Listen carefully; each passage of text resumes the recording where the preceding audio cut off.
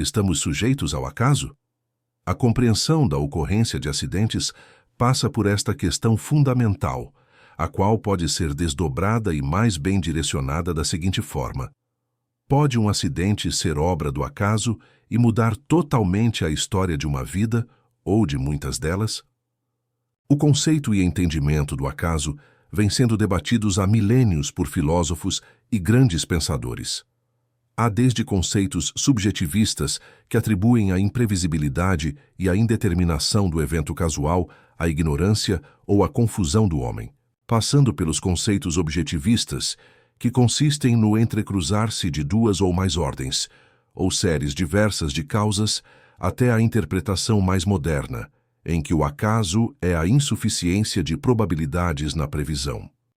Em nosso cotidiano, o termo acaso está associado com 1. Acontecimento casual, incerto ou imprevisível.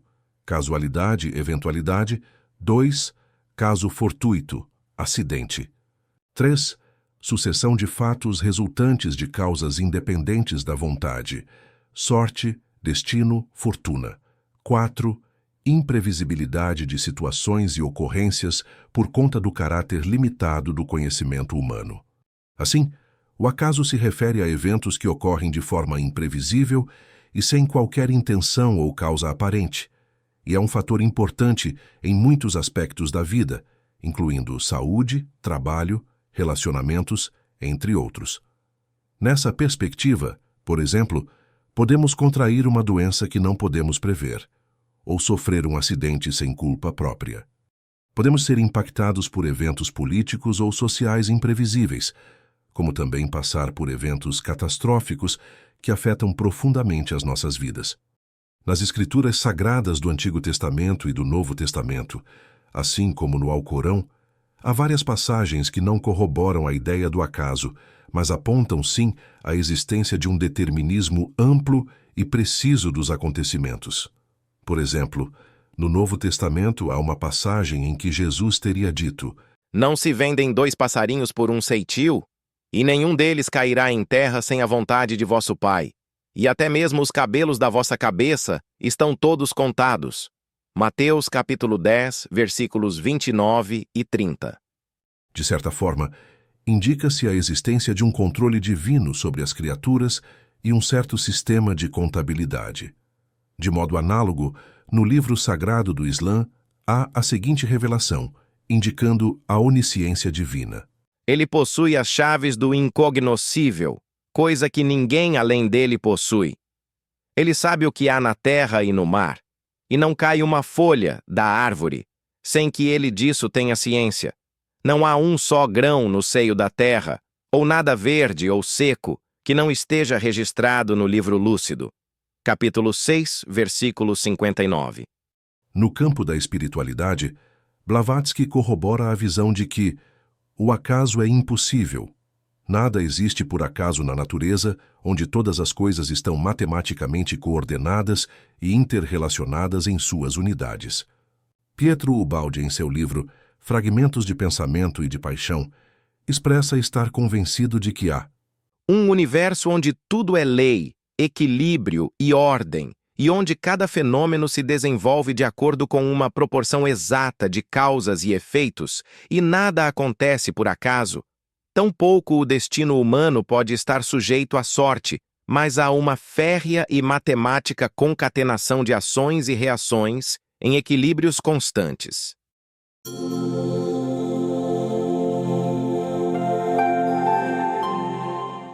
Em religiões orientais, como no hinduísmo e budismo, acredita-se na chamada lei do karma. De acordo com essa lei, todos os atos intencionais produzem resultados que, mais cedo ou mais tarde, serão sentidos ou vividos por quem os praticou. Boas ações produzem efeitos kármicos positivos, ao passo que os efeitos kármicos das más ações são negativos. Assim, as circunstâncias presentes devem ser compreendidas como o resultado de acontecimentos passados. Em seu sentido esotérico e literal, a palavra do sânscrito karma quer dizer simplesmente ação, ou melhor, uma causa que produz seu efeito. Esotericamente, o karma é uma coisa inteiramente diversa em seus efeitos morais de grande alcance, sendo referido por Blavatsky como a infalível lei de retribuição. Em linguagem bíblica, a lei do karma é descrita na frase "o homem colhe o que semeia".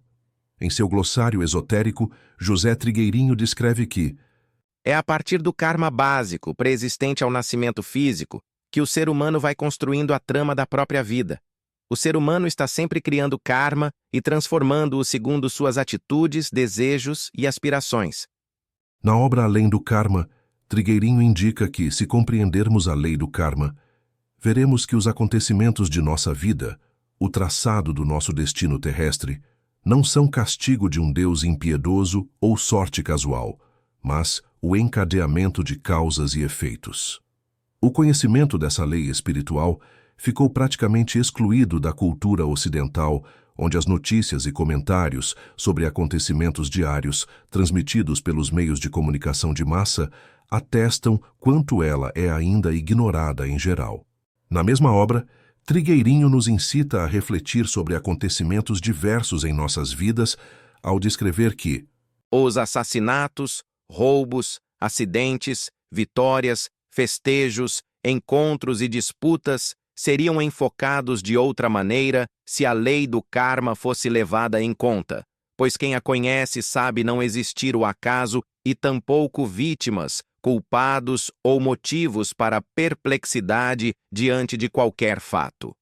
No campo do espiritismo kardecista, somos conduzidos a não ver o cego acaso nos acontecimentos, mas a perceber a mão da providência expressa pela sentença, a cada um segundo as suas obras. Assim, tudo o que se passa à nossa volta teria o seu valor, a sua razão de ser, de modo que, remontando as causas dos infortúnios que nos afligem, aprenderíamos a não mais acusar a sorte ou a fatalidade por tais desgraças. De modo análogo, Pietro Ubaldi aponta que há um equilíbrio divino inviolável, onde o ser desperto sabe que para colher, precisa semear, que para receber é preciso dar. Quem roubou deve restituir, não dar apenas uma esmola, mas tornar a dar tudo o que foi roubado, mais os juros e os ressarcimentos dos prejuízos causados. Até que isso não seja feito, até que não seja mudado o método de ação, aquele roubo produzirá miséria. Pela mesma lei, toda generosidade produz abundância. Neste contexto, cada qual pode semear o que quiser no seu terreno, e ninguém pode semear pelo outro. Como já indicado, a semeadura é livre, mas a colheita é obrigatória no campo da própria vida. Portanto, seríamos livres, mas também responsáveis. Absoluta independência quanto a semear o bem ou o mal, absoluta obrigatoriedade de colher os frutos das sementes lançadas ao longo do caminho. O karma expressaria, então, uma certa contabilidade individual, englobando os créditos e os débitos que nos digam respeito.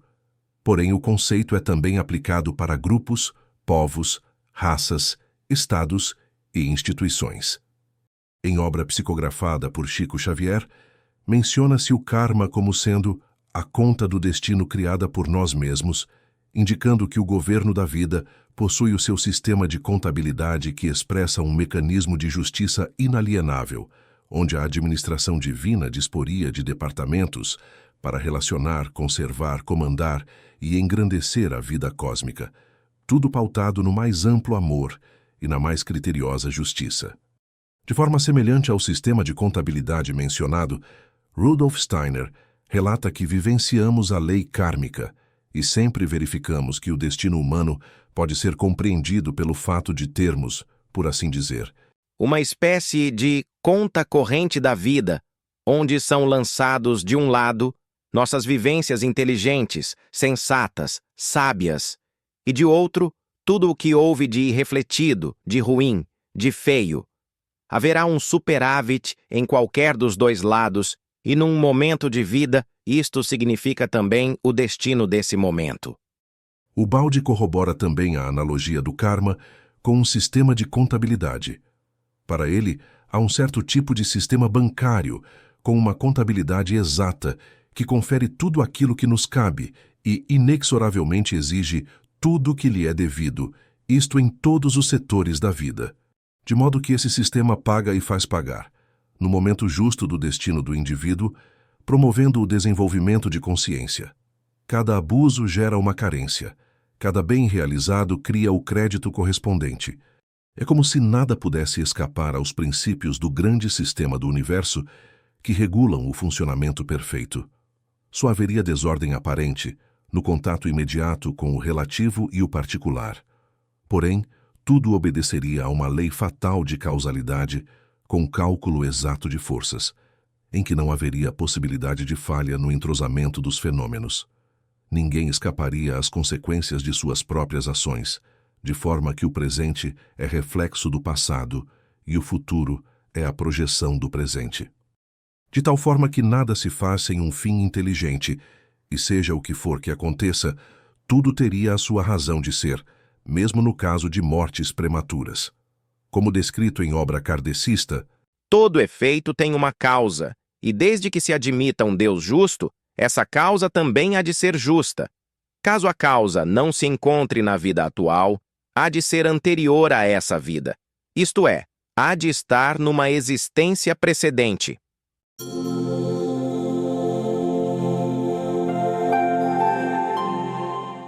A tese da reencarnação está presente nos fundamentos de várias religiões e doutrinas por milênios, como em religiões do Egito Antigo, no hinduísmo, no budismo, em várias tradições indígenas, na cabala judaica, no espiritismo, na teosofia, na antroposofia e diversos outros segmentos. O termo reencarnação deriva do latim e significa literalmente entrar na carne novamente. No espiritismo kardecista, dispõe-se que a reencarnação é a volta da alma ou espírito à vida corpórea, mas em outro corpo especialmente formado para ele e que nada tem de comum com o antigo. Em obra psicografada por Chico Xavier, relata-se que somos viajores do berço para o túmulo e do túmulo para o berço, renascendo na terra e na espiritualidade, tantas vezes quantas se fizerem precisas, aprendendo, renovando, retificando e progredindo sempre conforme as leis do universo, até alcançarmos a perfeição, nosso destino comum. Rudolf Steiner aponta que cada um leva para a outra vida e traz ao nascer a semente do passado permeada pelas experiências passadas e pelo karma.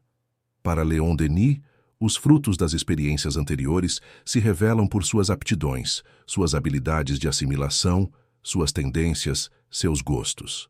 Blavatsky aponta que o karma está intimamente, ou melhor, indissoluvelmente unido à lei de reencarnação da mesma individualidade espiritual, em uma longa série de personalidades.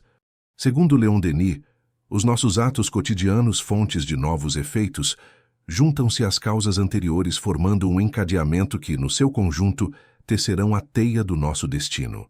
Para Ubaldi, somente com a teoria da reencarnação se pode conciliar dois extremos opostos: liberdade e responsabilidade de uma parte e fatalidade de outra. Neste enfoque, tudo aquilo a que se dá o nome de caprichos da sorte ou do azar, nada mais são do que os efeitos das ações praticadas, de tal maneira que não se infligem punições ou recompensas arbitrárias. Se há um véu encobrindo os nossos atos passados, por outro lado há sinais de alerta. Conforme consta em obra kardecista, quem matou com a espada perecerá pela espada. São palavras do Cristo. Entretanto, Rudolf Steiner indica que muitos cometem o erro de imaginarem que as concatenações kármicas são simples demais. Por exemplo, se um homem foi ferido por um tijolo, então deve ter merecido karmicamente essa lesão. Para ele, isto não é absolutamente necessário, pois na vida de cada ser humano surgem constantemente acontecimentos que nada têm a ver com seu merecimento ou culpa no passado. Tais acontecimentos encontrariam sua compensação justamente no futuro, uma vez que nada fica sem compensação kármica.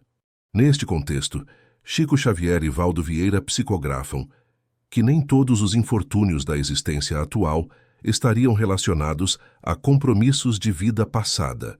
Porque com a prudência e a imprudência, com a preguiça e o trabalho, com o bem e o mal, melhoramos ou agravamos a nossa situação, reconhecendo-se que todo dia, no exercício de nossa vontade, formamos novas causas, refazendo o destino. Um aspecto importante a ser considerado nas concatenações dos acontecimentos é a flexibilidade da lei do karma, ou seja, a ação é livre, mas a reação, embora fatal, estaria sujeita a transformações até a conclusão do ciclo. Em obra psicografada por Chico Xavier, encontramos que, gerando novas causas com o bem, praticado hoje, podemos interferir nas causas do mal, praticado ontem, neutralizando-as e reconquistando com isso o nosso equilíbrio. assim como explica Ubaldi, cada ato é sempre livre em sua origem, mas depois já pertence ao determinismo da lei de ação e reação. Contudo, o livre-arbítrio tem o poder de introduzir sempre novos impulsos e, neste sentido, de modificar os precedentes.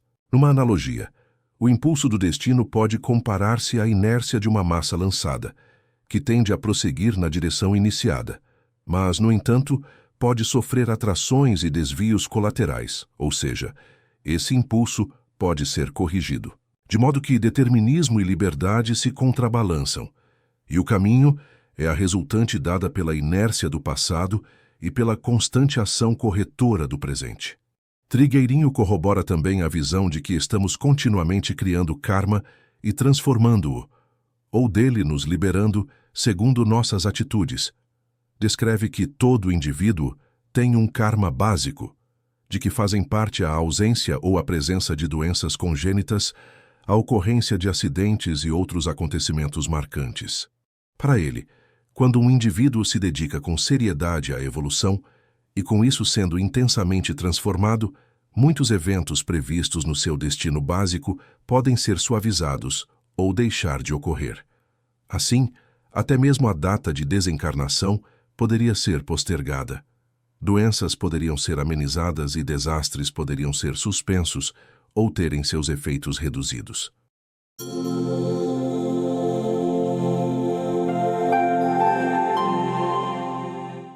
Neste capítulo referente ao acaso dos acontecimentos, procurou-se reunir elementos que permitissem uma reflexão inicial e fundamental para o tema deste livro. Foi explorada a questão do acaso, sua relação com o destino e a lei do karma, aprofundando-se nas concepções filosóficas, espirituais e religiosas que desafiam a ideia de aleatoriedade nos eventos humanos. A questão central é se estamos sujeitos ao acaso, ou se os acontecimentos são regidos por leis universais de causa e efeito. O conceito de acaso foi abordado sob diferentes perspectivas. No cotidiano, o acaso é associado a eventos imprevisíveis e sem causa aparente.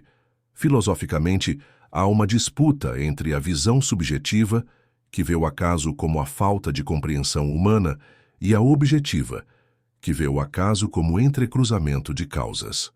No entanto, diversas tradições religiosas e espirituais, incluindo o cristianismo, o islamismo e o espiritismo, argumentam contra a ideia de um acaso puro, defendendo uma visão de determinismo divino, no qual tudo está sob o controle de uma força superior. A teoria do karma é introduzida como uma explicação para os eventos que ocorrem na vida de um indivíduo. No hinduísmo, budismo e espiritismo, o karma é entendido como a lei de causa e efeito, onde os atos intencionais de uma pessoa determinam seu destino. O karma não é visto como um castigo arbitrário, mas como uma consequência natural das ações passadas, sendo uma forma de justiça universal e imutável. A reencarnação é apresentada como um processo contínuo, onde as ações de vidas passadas moldam as circunstâncias presentes. O karma de uma vida é transmitido para a próxima, e nossos atos atuais são acumulados como causas para futuros efeitos. A liberdade de ação é equilibrada com a responsabilidade, pois cada ato, embora livre, terá uma reação inevitável. Argumenta-se que o karma não é rígido, mas há uma flexibilidade nos seus efeitos. Ao modificar nossas atitudes e comportamentos no presente, podemos transformar ou até mesmo neutralizar as consequências de ações passadas. O conceito de livre-arbítrio desempenha um papel crucial, permitindo ao indivíduo alterar o curso de seu destino, mesmo que os efeitos das ações anteriores ainda estejam presentes. Assim, aponta-se que cada pessoa é responsável por semear seu próprio destino, sendo livre para fazer boas ou más escolhas, mas inevitavelmente obrigada a colher os frutos dessas escolhas. A ideia de contabilidade divina é uma analogia usada por diversos autores para descrever como o karma funciona, numa espécie de conta corrente cósmica, onde ações positivas e negativas geram créditos e débitos que determinam o destino do indivíduo. Diante do exposto, é oferecida uma visão abrangente e integrada do desenlace da vida humana, destacando as leis espirituais, como o karma e a reencarnação, que interagem com o livre-arbítrio para formar o destino. A argumentação vai contra a visão popular do acaso, propondo que tudo tem uma causa e uma razão de ser, mesmo que não compreendamos totalmente essa causalidade em nossas vidas.